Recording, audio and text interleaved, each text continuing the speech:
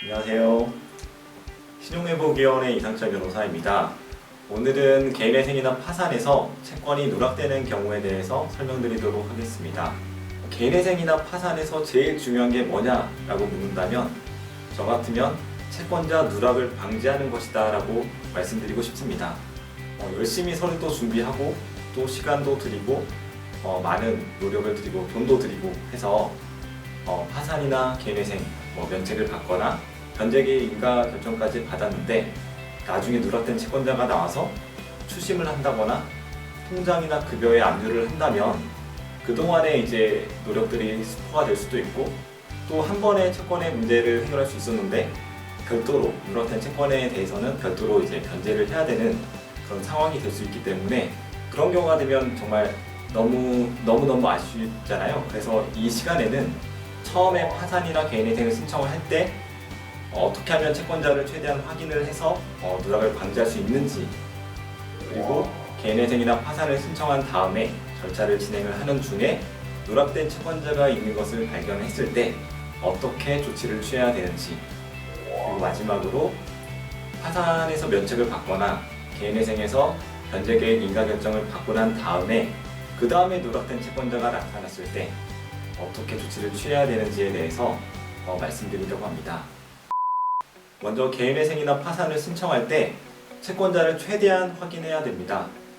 어떤 분은 본인의 채무 내역을 정확하게 알고 계신 분도 있지만 보통은 잘 모르는 경우가 많습니다. 특히 채무가 오래된 것들은 시간도 오래 지났거니와 그리고 채권 회사들이 채권을 많이 양도양수하기 때문에 지금 누구한테 그 채권이 있는지를 모르는 경우가 많습니다. 이럴 때는 여러 가지 방법을 통해서 본인의 채권을 확인할 수가 있는데 먼저 그 한국신용정보원 그리고 나이스스키미 또는 코리아 크레딧 뷰로 KCB라고도 하는데 그런 신용정보 집중 기관에 신용정보 조회를 해보시면 대출 정보가 있다거나 아니면 연체 정보가 있는 경우 그것을 확인할 수가 있습니다. 다음으로 법원에서 사건 내역을 조회해 볼 수가 있습니다. 판결이나 지급명령 또는 압류 같은 사건이 있으면 해당 채권자가 누군지 알 수가 있기 때문에 법원 사건 내역을 조회해 보시면 됩니다. 인증서가 있으시면 그 대법원 나이 사건 검색 사이트라는 곳에서 조회를 해볼 수가 있는데 이때 전체 법원으로 놓고 모든 종류의 사건을 조회해 보시면 됩니다. 하지만 인증서가 없으신 분들은 가까운 법원에 신분증을 들고 가셔서 본인의 사건을 조회해달라고 하면 조회를 할 수가 있습니다. 다음으로 그 채권자가 보통 추심을 할 때 문자를 보내기도 하고 전화를 하기도 하고 또 우편물을 보내기도 하는데 그러한 내역들을 확인하는 것입니다. 이렇게 신용정보 조회를 한다든지 법원에 사건이 있는지 확인을 한다든지 아니면 각종 우편물이나 문자 내역 등을 확인한다든지 해서 채권자를 최대한 누락 없이 다 포함시켜서 절차를 진행하는 게 중요하고요. 그리고 본인이 그 채권자가 빠져 있는지를 확인하는 것도 굉장히 중요합니다. 보통은 그 파산이나 개인회생을 할 때 변호사 사무실 등에 맡겨서 진행을 하기 때문에 그냥 맡겨놓고 본인은 그냥 가만히 계신 경우도 많은데 적어도 채권자가 빠졌는지 정도는 확인을 하셔야 됩니다. 변호사 사무실 등에 채권자 목록을 달라고 해서 확인을 한다든지 아니면 아까 말씀드렸던 것처럼 대법원 나이 사건 검색 사이트 거기에 사건 파산이나 개인회생 사건 번호를 입력을 하고 본인의 이름을 입력하고 해서 조회를 해서 거기에 나와 있는 채권자 명단을 확인해 보시는 게 좋습니다.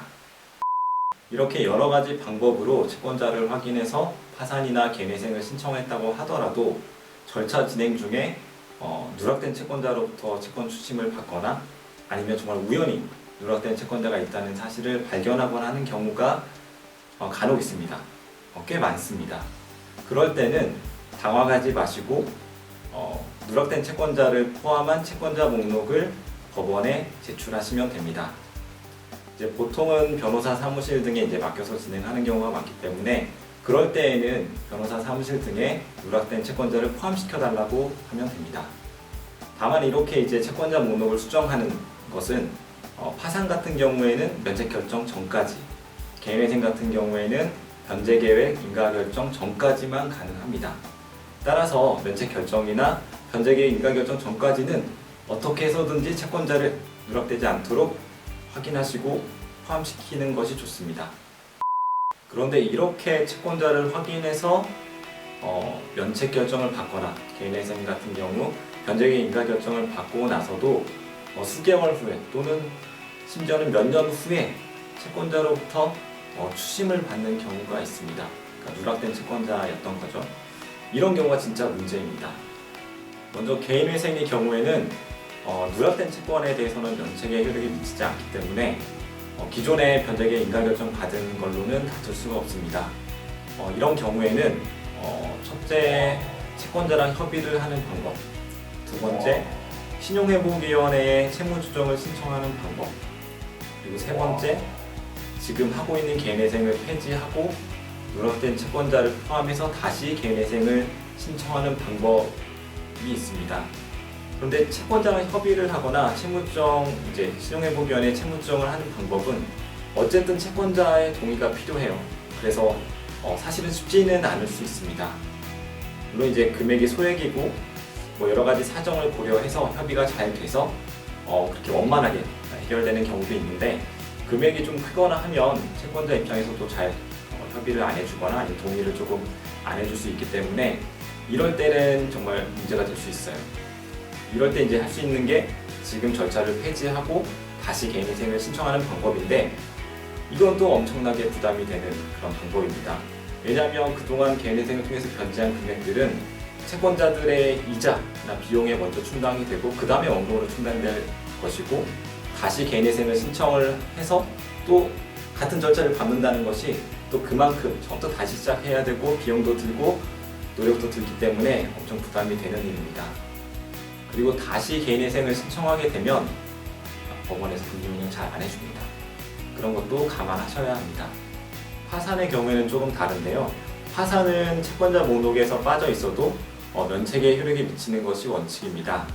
다만 채무자회생법에서 악의로, 그러니까 알면서도 빠뜨린 채권에 대해서는 비면책 채권으로 규정하고 있기 때문에 이런 경우에는 면책을 받더라도 여전히 이제 그 누락된 채권에 대해서는 변제할 의무를 부담하게 됩니다. 이때 해결 방법은 먼저 채권자에게 파산 면책 받았다는 사실을 알리는 것입니다. 그렇게 알리면서 채권자랑 이제 이야기가 잘 되면 그게 가장 좋은 방법입니다. 그런데 채무자가 면책을 주장한 것에 대해서 채권자는 채권자 목록에 본인의 채권이 빠져 있다 라고 하면서 주장하는 경우인데, 이때 이제 문제가 되는 거죠. 이럴 때는 이제 결국에는 이제 법적인 분쟁까지 가게 됩니다. 채권자가 이제 계속 추심을 하다가 채무자가 변제를 안 하면 이제 소송을 제기하거나 아니면 이제 지급명령 신청하거나 했을 때 거기에 대응해서 채무자 입장에서는 이제 면책받았다는 사실을 주장할 수가 있습니다. 또는 이제 채무자가 오히려 더 적극적으로 면책받았다는 사실을 이제 확인하는 면책 확인해소를 제기하거나 이미 채권자가 이제 판결을 받아서 집행권한이 있다든지 하면 청구의 이해소를 제기할 수가 있습니다. 이런 이제 법적인 분쟁에서의 쟁점은 채무자가 알면서 채권을 빠뜨렸는지, 이제 그게 이제 쟁점인데, 만약에 채무자가 채권자로부터 어떤 이제 독촉하는 내용의 우편물을 등기로 받았다거나 그런 사실이 인정된다거나, 아니면 어떤 이제 법원으로부터 어떤 이제 채권자가 제기한 소송과 관련해서 어떤 우편물을 받은 사실이 인정된다라고 하면 채무자분한테 조금 불리할 수가 있습니다.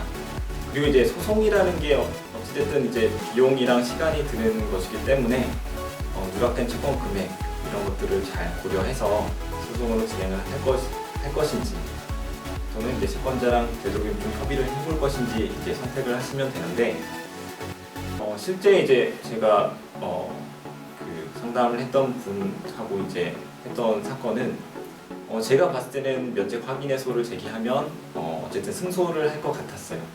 그래서 채무자분한테 그런 이제 내용을 잘 설명을 드렸죠. 하지만 이제 소송이라는 게 사실은 혼자 하기가 쉽지 않잖아요. 그래서 전문가한테 맡기게 되고 또 비용도 발생할 수가 있는데, 그런 걸 가지고 채권자랑 협의를 해보는 거죠. 어차피 이제 소송으로 가게 되면 채무자가 이길 확률이 높지만 이렇게 할 때 이제 또 다른 비용이 발생할 수가 있기 때문에, 그래서 이제 그런 취지를 말을 하면서 채권자랑 이제 협의를 해서 잘 해결이 된 그런 사례도 있었습니다.